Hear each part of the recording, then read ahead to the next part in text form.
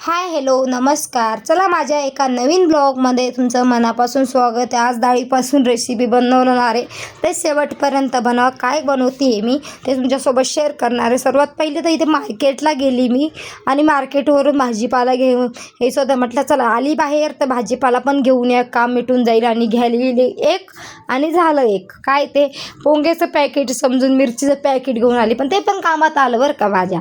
आणि ते लगेच भाजीपाला आहे ना व्यवस्थित नीट करून म्हटलं चला व्यवस्थित करून आहे ना भाजीपाला फ्रीजमध्ये ठेवून देऊया. बाहेर ठेवला ना की उन्हाळ्यामुळे ना खराब होऊन जातो भाजीपाला. त्याच्यामुळे म्हटलं चला पटकन इथं भाजीपाला व्यवस्थित करून ठेवला. लगेच स्वयंपाक करायला घेतला रात्रीचा. त्याच्या स्वयंपाकामध्ये ना स्पेशल म्हटलं डाळीपासूनच रेसिपी बनवणार आहे. काय बनवते ते तुमच्यासोबत त्याच्यात शेअर करते आहे. सर्वात पहिले ते भात शिजायला ठेवून दिला, डाळ पण शिजवायला ठेवून दिली. आणि त्याच्यासाठी लागणार एक टोमॅटो घेतला, कांदा घेतला, कोथिंबीर, आलं, लसूण घेतलेलं आणि मस्त असं चॉपिंग करून घेतली बारीक.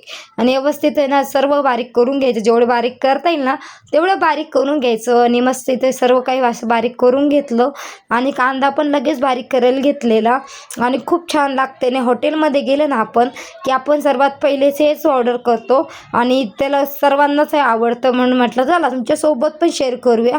सर्वात पहिले कढई ठेवून दिली आहे, त्याच्यात जिरे टाकून घेतले, कढीपत्ता टाकून घेतला आणि मोहरी टाकून घेतली. आणि मस्त ना एकदम फ्राय झाली की लगेच त्याच्यामध्ये ना कांदा ॲड करून घेतला. कांदा ना 5 मिनटं सोनेरी रंग येईपर्यंत ना व्यवस्थित असा परतून घ्यायचा. परतायला की लगेच त्याच्यामध्ये आलं, लसूण आणि टाकून घेतलं, टोमॅटो टाकून घेतलेला आणि मस्त टोमॅटो 5 मिनटं असं परतून घ्यायचं.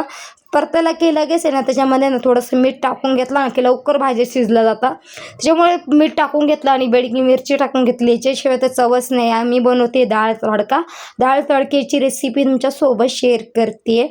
आणि हा ब्लॉग जर तुम्हाला आवडला असेल तर नक्की सबस्क्राईब करा, सपोर्ट करा. आणि इथं लगेच म्हटलं चला लगेच डाळ आहे ना झाले होते आणि लगेच फोडणी द्यायला घेतली. आणि अजून झाली नाही बरं का, अजून तडका द्यायचा आहे. त्याच्यासाठी ना मी मस्त डाळ पहिले शिजून घेतली होती आणि त्याच्यामध्ये ना मस्त चमच्यामध्ये ना तेल काढून घेतलं, जिरे मोहरी टाकून घेतली ना मस्त तडका मारून घेतला. आणि असं तयार आहे डाळ तडक्याची रेसिपी. कशी वाटली नक्की सांगा. आणि हा ब्लॉग तुम्हाला कसा वाटला ते पण कमेंट करून सांगा. पुढचा कोणता ब्लॉग बघायला आवडेल नक्की सांगा. चला भेटू उद्याच्या ब्लॉगमध्ये. तोपर्यंत बाय बाय.